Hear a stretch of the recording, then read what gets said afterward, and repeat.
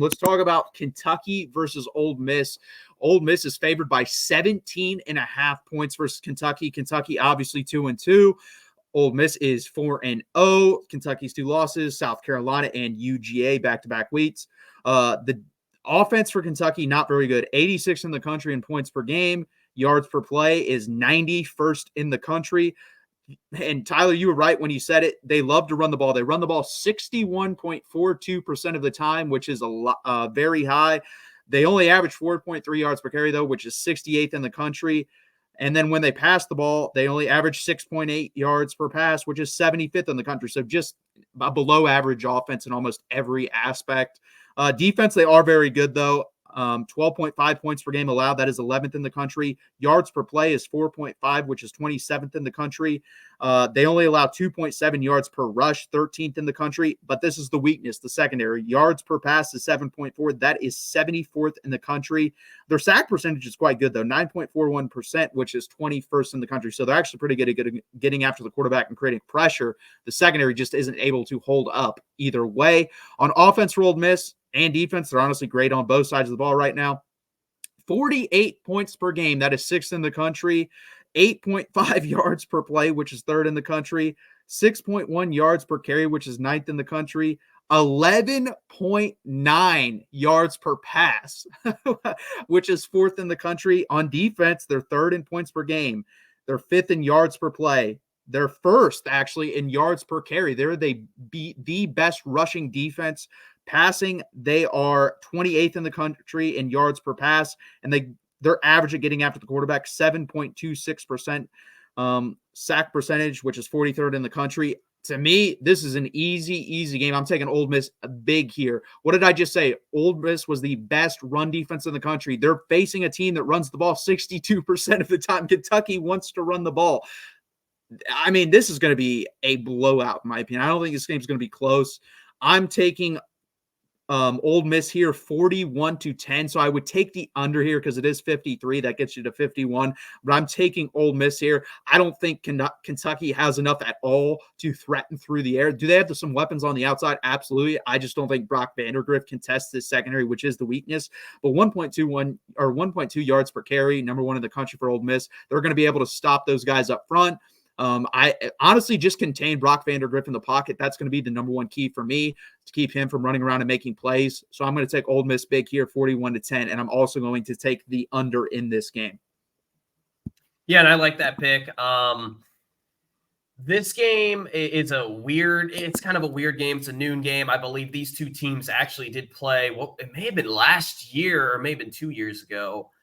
In which Kentucky was a top 10 team. It was a home game for Kentucky, and Kentucky just choked away that game. It was a very close game. But this is a different Ole Miss team. This Ole Miss team might be the best Ole Miss team of all time. I'm not kidding here. I'm being dead serious. Walter Nolan was a huge get for Ole Miss. He was kind of that key piece that they were missing on that defensive line.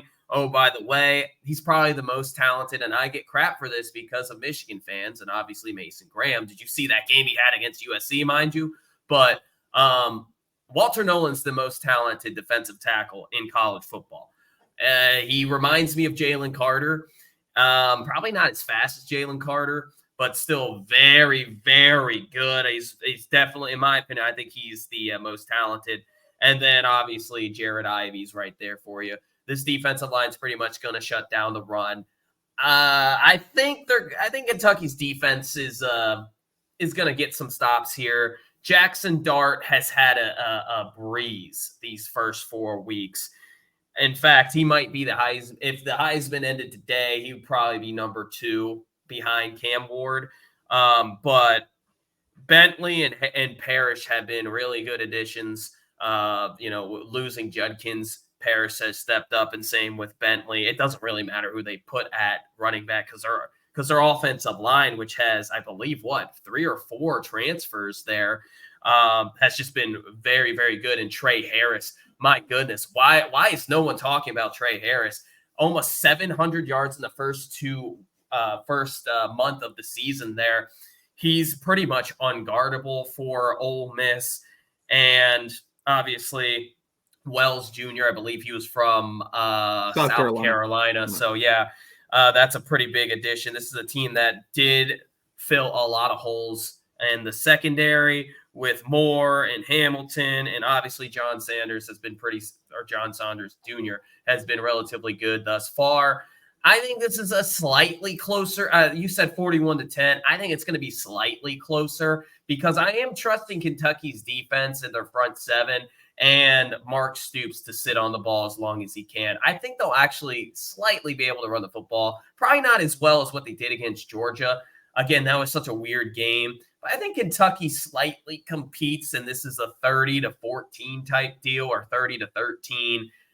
I'm back and forth on the score there, but I think this is a lower scoring game, and Kentucky's able to compete, but Ole Miss will get it done late into the fourth quarter. Don't be surprised if Ole Miss does start the game out pretty flat. They've yet to start out bad. Like I said, they played 16 quarters pretty much perfectly. So don't be surprised if they do kind of struggle there. But I think Ole Miss wins this one. I don't know if they'll cover. I'm right around that cover. I think of what 17.5. Yeah. So 30-13 is almost a push, but it would be actually Kentucky covering. So I got 30-13 Ole Miss. Okay, so you would take the under, and you would take. So we both on the under. We're just on opposite sides again. Yeah, I just think they're decent at getting after the quarterback, but if they don't do that, they got no shot because their secondary is not good. So that's what's going to be the key to me. If Kentucky can get after the quarterback a little bit and bother Jackson Dart, then I agree with you. I think this game is closer, and it's kind of like basically Kentucky just dies a slow death because they get tired throughout the game. Yeah. But I'm just expecting Ole Miss to come out and just punch him in the mouth, honestly. I just think this will be the best offense they've played. Like I said, Georgia has had issues with finding explosive plays. Ole Miss is not going to have any issues finding explosive plays. That's what the whole offense is designed around. That's the players that they have. So I'm taking a blowout here with Ole Miss. Trash can team and trash can program. He's a Louisville fan. Yeah. Yep. Kentucky doesn't score a touchdown in this game. Fair enough. I mean, but I do believe Mark Stoops is going to come out and sit on the ball as long as he can. That's what he did against Georgia, and it kind of backfired towards the end of the game, kicking that punting 4th and 6 at midfield, or actually across midfield. So, but that's kind of what I think it's going to take for Kentucky to maybe pull that monster upset.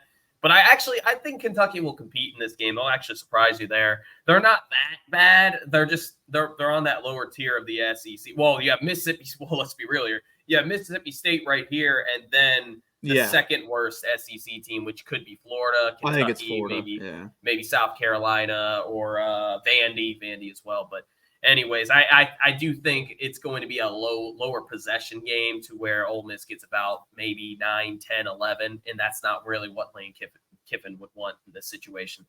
But they'll win.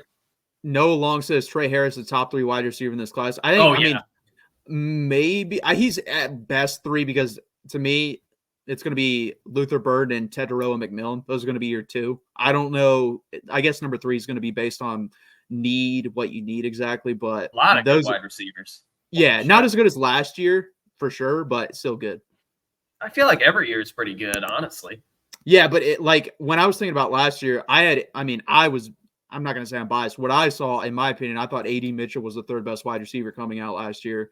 And then he fell out down to where he did. I think, honestly, right this year, he probably would get drafted as the 3rd best wide receiver. I just think it's a little bit worse class overall. It's not bad. I'm not saying that, but just I thought last year's was like legitimately the best wide receiver class ever. So many good guys. Yeah, Trey Harris is a beast. I can't believe people aren't talking about him. He's almost at 1,000 yards and it's only been 4 games.